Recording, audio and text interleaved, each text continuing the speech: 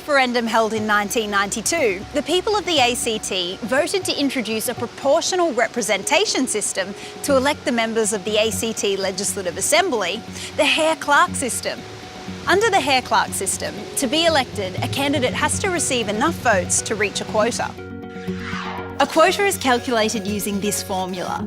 The formula is calculated by dividing the total number of formal votes, meaning a vote that's been correctly cast, by the number of vacancies. That's the number of candidates to be elected, plus 1. Then we add 1 to the total.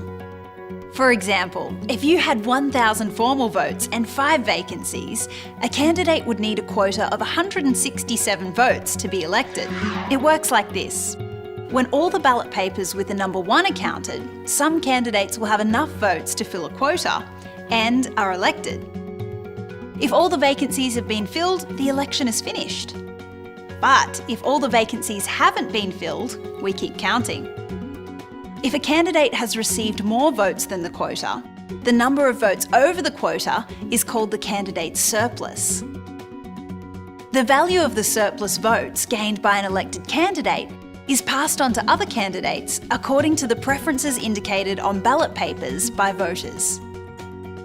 The preferences from these votes are redistributed at a reduced value called a fractional transfer value. Then, the new total of votes for each remaining candidate is calculated. These preference votes may be enough for more candidates to reach a quota.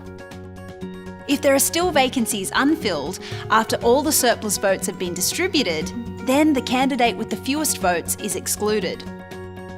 That candidate's votes are then transferred to the next choice by the voter.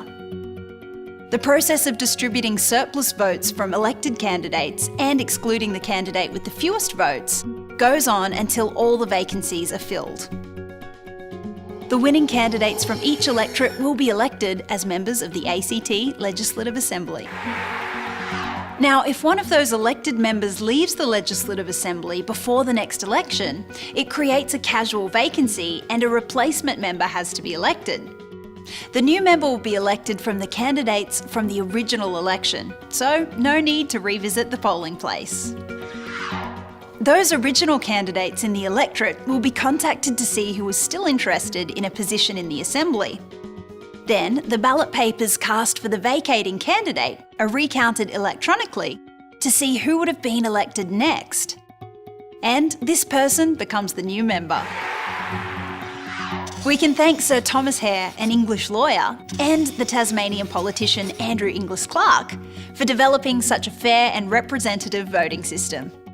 If you'd like any further information about voting in the ACT, go to the ElectionsACT website at elections.act.gov.au. And remember, be an active and informed citizen, make a difference and vote.